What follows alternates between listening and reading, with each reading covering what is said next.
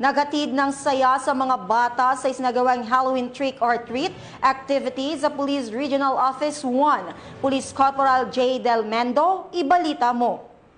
Smiles and sweet treats. Isang araw ng kasiyahan, makulay na kasuotan at pagkakaisa ang ipinamalas ng Police Regional Office 1 sa isinagawang Halloween trick or treat para sa mga PNP dependents at mga mag-aaral ng Child Development Center sa Brigadier General Oscar M. Floredo. Nagmistulang masayang lugar ang buong kampo habang ang mga batang kalahok na nakasuot ng malikhaing costume ay bumisita sa iba't ibang opisina sa loob ng kampo upang mangolekta ng mga candy at iba pang mga treats. Ang aktibidad ay nagbigay diin sa pagkakaroon ng pamilyang kapaligiran sa loob ng organisasyon. Personal na dinaluhan ni Police Brigadier General Dindo R. Reyes, Regional Director ng Police Regional Office 1, kasama ang mga miyembro ng Command Group at Regional Staff ang naturang programa. Ipinakita nito ang malasakit ng PRO1 hindi lamang sa pagbibigay ng serbisyo publiko, kundi pati sa pagtataguyod ng samahan at diwa ng pamilya sa hanay ng PRO1 community.